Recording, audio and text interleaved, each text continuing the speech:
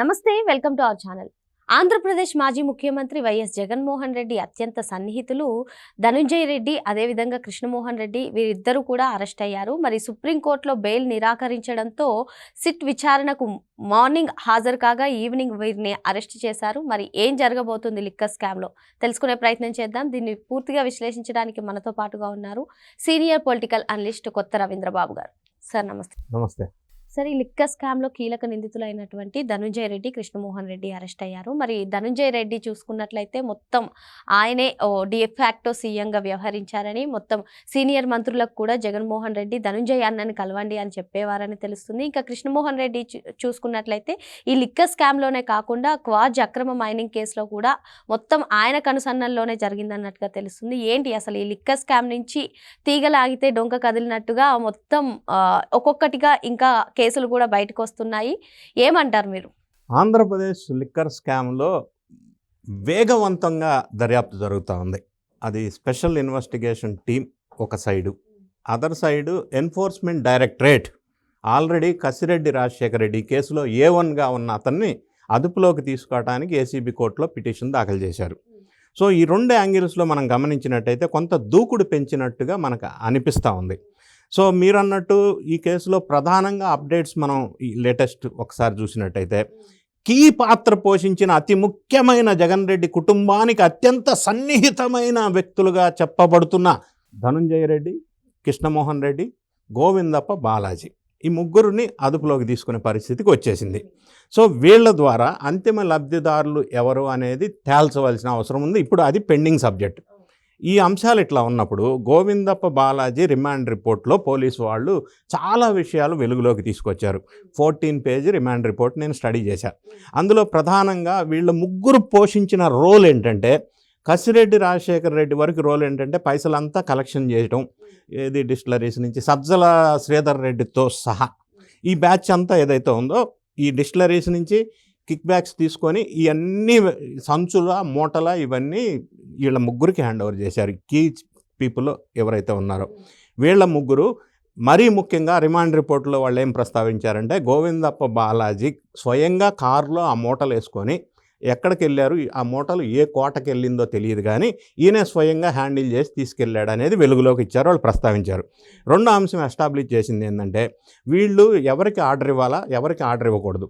ప్రధానంగా బ్రాండెడ్ కంపెనీస్ని ఆంధ్రప్రదేశ్లో సేల్ చేసుకోకుండా దూరంగా పెట్టేయటం, అంటే బ్రాండెడ్ కంపెనీ సేల్స్ని రెడ్యూస్ చేయటం, కీల్ చేయటం, ప్రిఫరెన్షియల్ ట్రీట్మెంట్ అంటారు, అంటే అన్ఫెయిర్ ట్రేడ్ ప్రాక్టీస్. ఈ మాటలన్నీ రిమాండ్ రిపోర్ట్లో ప్రస్తావించారు గోవిందప్ప బాలాజీ రిమాండ్ రిపోర్ట్లో. రెండో అంశం ఏంటంటే violation of automation process, introduction of manual process. దీని ద్వారా వాళ్ళకి కావలసిన డిస్టిలరీస్కి వాళ్ళకి కావలసిన బ్రాండు, పిచ్చి మందు ఇష్టం వచ్చిన రేటుకి కొనటం ఒకటి. వీటన్నిటితో పాటుగా బెవరేజెస్ కార్పొరేషన్ ద్వారా వెళ్ళి షాపులకు రావాల్సింది ప్రాసెస్ రూటు. అట్లా రావటం వల్ల ప్రభుత్వానికి ట్యాక్స్ వస్తుంది. మరీ ముఖ్యంగా అంటే మనం ఈ ప్రాసెస్ ఒకసారి గమనించినట్టయితే డిస్టిలరీస్ వాళ్ళకి 16% వస్తుంది, ఇందులో 84% ప్రభుత్వానికి వస్తుంది. ఈ ప్రాసెస్లో వచ్చినట్టయితే అంటే ప్రభుత్వంకి ఆదాయం వస్తుంది. కానీ వీళ్ళు ఏం చేశారంటే డైరెక్ట్గా డిస్టిలరీస్ మ్యానుఫ్యాక్చరింగ్ నుంచి షాపు నుంచి క్యాష్ అమ్మటం, ఆ క్యాష్ మళ్ళీ అక్కడికి వెళ్ళటం. దీని ద్వారా రాష్ట్రానికి రావాల్సిన ట్యాక్స్ రూపంలో రావాల్సిన దానికి గండిపడింది. ఆ డిస్టిలరీస్ వాళ్ళ దగ్గర నుంచి 16% బదులు వాళ్ళు 20% తీసుకొని రిమైనింగ్ 80% ఎక్కడికి వెళ్ళింది. అది గోవిందప్పన్ బాలాజీ, ధనుంజయ రెడ్డి, కృష్ణమోహన్ రెడ్డి ద్వారా బిగ్ బాస్కి కిక్ బ్యాక్స్ రూపంలో అట్లా వెళ్ళింది. అక్కడి నుంచి విదేశాలకి ఎలా వెళ్ళింది, ఈ విదేశాలకు వెళ్ళిన అంశం ఉంది కాబట్టి టెట్రాక్స్ PMLA, prevention of money laundering act, కాబట్టే ఎన్ఫోర్స్మెంట్ డైరెక్టరేట్ ఇన్వాల్వ్ అయింది. దీంతో పాటుగా వీళ్ళు ప్రధానమైన పాత్ర చెప్పబడుతున్నారు కాబట్టి ఈరోజు వైఎస్ఆర్ కాంగ్రెస్ పార్టీ వాళ్ళ భయం మనం ఒకసారి పరిశీలించినట్టయితే, ఒక సైడు పేర్ని నాని ప్రెస్ మీట్లో మాట్లాడుతూ ఆయన ఏమన్నారు, అసలు లిక్కర్ స్కామే లేదన్నారు ఒక మాట.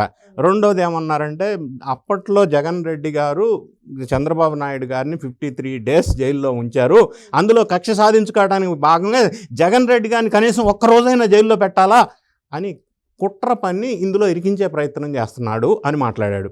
అంటే వాళ్ళు మానసికంగా జగన్ రెడ్డి గారు అరెస్ట్ అవుతారు అని ఏమన్నా ప్రిపేర్ అయ్యారా అనేది ఒక డౌట్ వస్తూ ఉంది. సజ్జల రామకృష్ణారెడ్డి వేరే కేసులో ఇన్వెస్టిగేషన్కి అటెండ్ అయ్యి బయటకు వచ్చి ప్రెస్ మీడియాలో లిక్కర్ కేసే లేదు అంటాడు. ఇంకొక అంశం, అమ్మటి రాంబాబు ప్రెస్ మీట్ పెట్టి గోవిందప్పన్ బాలాజీకి జగన్ రెడ్డి భారతీ సిమెంట్కి సంబంధమే లేదంటాడు. వాళ్ళు అనే లాజిక్ ఏంటంటే భారతీ సిమెంట్లో 51% స్టేక్ వీక్యాట్ అనే మల్టీనేషనల్ కంపెనీ భాగస్వామ్యం ఉంది. సో అందులో ఇనీషియల్గా గోవిందప్పన్ బాలాజీ డైరెక్టర్గా ఉండే. తర్వాత ఈ లిక్కర్ స్కాము, ఈ పేరు ప్రఖ్యాతులకి భంగం కలిగించే అంశం ఈ ఆర్గనైజేషన్ మీద పడుతుందని, ఎందుకంటే వాళ్ళు 12 కంట్రీస్లో ఆపరేట్ చేస్తున్నారు కాబట్టి ఆయన్ని 8 నెలల క్రితం తొలగించారని, తర్వాత వెంటనే భారతీ సిమెంట్ వాటా ఏదైతే ఉందో 49%, అందులో ఈయన ఫైనాన్షియల్ అడ్వైజర్గా ఈయన పొజిషన్ ఇచ్చారు. మరి అటువంటి అప్పుడు భారతీ సిమెంట్ బిలాంగ్స్ టు ఎవరికి? 49% వాటా జగన్ రెడ్డి గారి, భారతి రెడ్డి గారిదే కదా. సో గోవిందప్ప బాలాజీ సంబంధమే లేదు మా కుటుంబానికి, పార్టీకి, ఫ్యామిలీకి అంటే అది ఎట్లా యాక్సెప్టబుల్? ఇవన్నీ వీళ్ళు మాట్లాడుతున్న తీరుతెన్నులు చూసినట్టయితే ఈ కేసులో 3 కీలక పాత్ర పోషించిన వ్యక్తులు ఎవరైతే ఉన్నారో, మీరు ఇందాక అన్నట్టుగా ధనుంజయ రెడ్డి అసలు సీఎం గారి దగ్గరికి వెళ్ళాలంటే యాక్సెస్ కంట్రోల్ డోర్ కూడా, ఓపెనింగ్ కంట్రోల్ కూడా ఈయన దగ్గర ఉండేది. అప్పట్లో ఎమ్మెల్యేలు, మినిస్టర్స్ ఎవరున్నా కూడా ఈయన కలవకుండా, ఈయన డెసిషన్ చెప్పకుండా జగన్ రెడ్డి గారు అలో చేసేవాళ్ళు కాదు. ఇక కృష్ణమోహన్ రెడ్డి కూడా అప్పట్లో మొత్తం రాష్ట్రాన్ని పరిపాలించే దాంట్లో కీలక రోల్ ప్లే చేశాడు. సో వీటన్నిటికీ మించి గోవిందప్పన్ బాలాజీ ప్లే చేసింది ఏంటంటే చార్టెడ్ అకౌంటెంట్ కాబట్టి ఈ డొల్ల కంపెనీలతో, పేపర్ మీద ఉన్న కంపెనీలతో ఈ కిక్ బ్యాక్స్ ఏ విధంగా తీసుకోవాలన్న విషయంలో ఆయన ఎక్స్పర్ట్. ఆయన రోల్ అది ప్లే చేశాడు. సో వీళ్ళ 3 అరెస్ట్ అవ్వటం వల్ల, ఎన్ఫోర్స్మెంట్ డైరెక్టరేట్ ఇన్వాల్వ్మెంట్ అవ్వటం వల్ల ఇది అటు చేరి ఇటు చేరి జగన్ రెడ్డి గారి ప్యాలెస్కి చుట్టుకునే అవకాశం ఉంది అని వాళ్ళు కంగారు పడుతున్నట్టుగా తెలుస్తూ ఉంది. దీంతో పాటుగా ఈ మధ్య వెలుగులోకి వచ్చిన అంశం ఏంటంటే, జగన్ రెడ్డి గారు గతంలో ప్రెస్ మీడియాలో మాట్లాడుతూ మొబైల్ నంబరు నాకు లేదు, అసలు నాకు ఫోనే లేదు, నేను ఫోనే చూడను అన్నాడు. ఇప్పుడు ఐఫోన్ కొన్నట్లుగా అది నిజమే అయ్యి ఉండొచ్చు. ఎందుకంటే బాబాయ్ హత్య జరిగిన రోజు అవినాష్ రెడ్డి ఫోన్ చేసి జగన్ రెడ్డి గారికి డైరెక్ట్గా, ఆయనకి ఫోన్ లేదాము బహుశా, అందుకే కృష్ణమోహన్ రెడ్డికి ఫోన్ చేసి చెప్పాడు అప్పట్లో. సో అంటే ఆమె ఫోన్ లేదు, ఇప్పుడు ఐఫోన్ కొనుక్కున్నాడు అని అంటున్నారు. అది కూడా మామూలుగా మనలాగా మాట్లాడితే రికార్డ్ అవుతుంది, ఫ్యూచర్లో మళ్ళీ ట్రాక్ చేస్తారు, ఇబ్బంది అవుతుందని, అదేదో సిగ్నల్ యాప్ ద్వారా అయితే అది వెంటనే డిలీట్ అయిపోద్దని, అట్లా 3 సంప్రదింపులు జరుపుతున్నారని, వీళ్ళకి అడ్వైజు గైడ్ చేస్తున్నాడని, వీళ్ళని హ్యాండిల్ చేస్తున్నాడని ఒక ప్రచారం వెలుగులోకి వచ్చింది. సో ఈ అన్ని అంశాలు మనం పరిశీలించినట్టయితే, రిమాండ్ రిపోర్ట్లో ప్రస్తావించిన అంశాలు, పోలీసు వారు ఇప్పటివరకు వెలుగులోకి తీసుకొచ్చిన వివరాలను చూసినట్టయితే కేసు త్వరితగతిన ఒక కొలిక్కి వచ్చే అవకాశం కనిపిస్తూ ఉంది. దీనికి కూడా వేగవంతం అవడానికి కూడా కారణం ఏంటంటే, ఇంతకుముందు చంద్రబాబు నాయుడు గారికి అత్యంత సన్నిహితంగా ఉన్న సుబ్బారాయుడు అని ఒక ఎస్పీ, జగన్ రెడ్డి గారు అత్యంత ద్వేషించే ఒక వ్యక్తి అతను.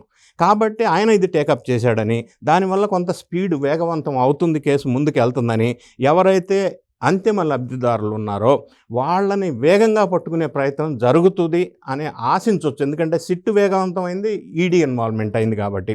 ఈ విధంగా మరి ఇది డైరెక్ట్ తాడేపల్లి ప్యాలెస్కు చుట్టుకుంటుందా, లేదా ఇందులో ఇంకొక మధ్యవర్తి ఏదన్నా సకల శాఖ మంత్రిగా పనిచేసిన సజ్జల రామకృష్ణారెడ్డి ద్వారా బిగ్ బాస్కి వెళ్ళినాయా?